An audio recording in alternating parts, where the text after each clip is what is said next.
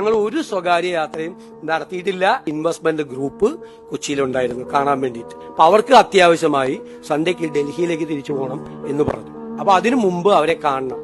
അതുകൊണ്ടാണ് ഹെലികോപ്റ്റർ. ഞാൻ അന്ന് വൈകുന്നേരം എറണാകുളത്തുള്ളതുകൊണ്ട് എറണാകുളത്ത് കാണാന്ന് പറഞ്ഞ ഇതൊരു നാണക്കേടായല്ലോ. നുണ പറയൽ ഇങ്ങനെ പ്രോത്സാഹിപ്പിച്ചാൽ അത് കേരളത്തിന് തന്നെ അപമാനമല്ലേ? നുണ പറയുന്നത് പരിഹസിക്കപ്പെട്ടാലും വീണ്ടും വീണ്ടും നുണയിൽ ഒളിക്കുന്നത് രാഷ്ട്രീയ ഗതികേടോ അതോ മാനസിക രോഗം? ഞങ്ങൾ ഒരു സ്വകാര്യ യാത്രയും നടത്തിയിട്ടില്ല. ഹെലികോപ്റ്ററിൽ അമ്മായി അപ്പനെ കാണാൻ പോയി. ഹെലികോപ്റ്റർ ഔദ്യോഗിക ആവശ്യത്തിനല്ലാതെ ഉപയോഗിക്കാൻ പാടുണ്ടോ? പാടില്ല എന്നറിയാവുന്നതുകൊണ്ട് ഒരു പെരും നുണ, ഒരൊറ്റ തള്ള്. ഞാൻ പോയത് ഒരു ഇൻവെസ്റ്റ്മെന്റ് ഗ്രൂപ്പ് കൊച്ചിയിലുണ്ടായിരുന്നു കാണാൻ വേണ്ടിയിട്ട്. ഇൻവെസ്റ്ററെ കാണാൻ പോയി എന്ന് പറഞ്ഞാൽ ക്ഷണക്കത്തും പ്രോഗ്രാം നോട്ടീസും ഒന്നും കാണിക്കണ്ടല്ലോ. പക്ഷെ മുഖ്യമന്ത്രി ആയതുകൊണ്ട് വേറെയും ചില രേഖകളുണ്ട്, അത് അപ്പോൾ ഓർത്തില്ല. ഇതാണ് പോലീസ് ഇന്റലിജൻസ് വിഭാഗത്തിന്റെ മുഖ്യമന്ത്രിയുടെ മൂവ്മെന്റ് റിപ്പോർട്ട്.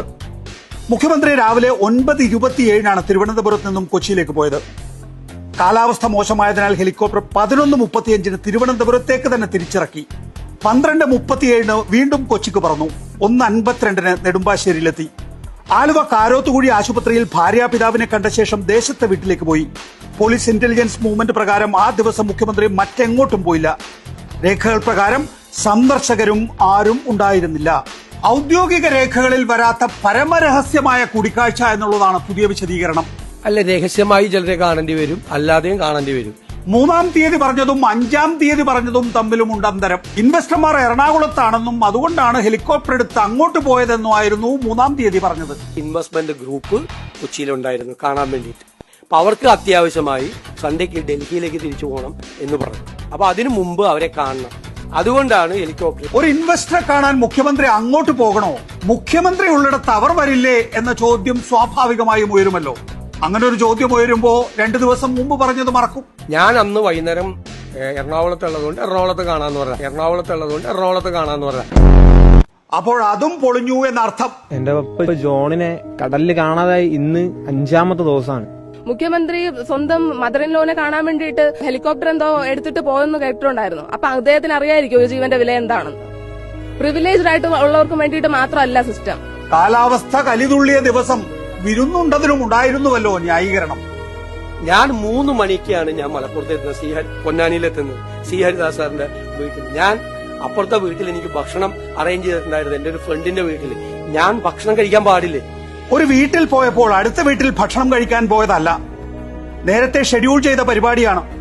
ഭക്ഷണം കഴിക്കുന്നത് കൊണ്ട് തെറ്റൊന്നുമില്ല.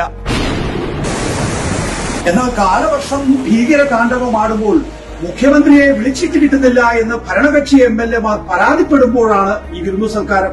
റവന്യൂ മന്ത്രിയെ വിളിച്ചു, കിട്ടിയില്ല. മുഖ്യമന്ത്രിയും രാവിലെ നമ്പറിൽ ഞാൻ വിളിച്ചു, കിട്ടിയിട്ടില്ല.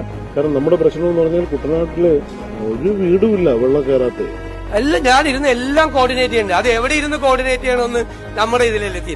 ഇനി പത്രത്താളുകളിലേക്ക് പോകാം. എങ്ങനെയാണ് 2018-ലും 2019-ലും നമ്മുടെ ഭരണ നേതൃത്വം മഹാപ്രളയങ്ങളെ നേരിട്ടത്? പറവൂർ MLA ആയ VD സതീശന് മനോരമയോട് ചിലത് പറയാനുണ്ട്.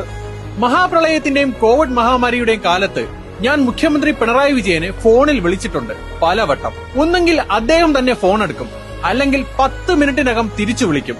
എന്നിട്ട് പറയുന്ന കാര്യം ശ്രദ്ധിക്കും. വ്യത്യാസം ഇതൊക്കെയാണ്. മന്ത്രി റൂമെടുത്ത് ഉറങ്ങുകയാണ്, മുഖ്യമന്ത്രി ഫോട്ടോ എടുത്ത് മടങ്ങുകയാണ്, എത്തേണ്ടയിടത്ത് എത്തുന്നില്ല. പരാതികൾ നിരവധിയാണ്. വിരുന്നുണ്ണലും ജ്വല്ലറി ഉദ്ഘാടനവും ഒക്കെ പിന്നെയുമാകാം സർ.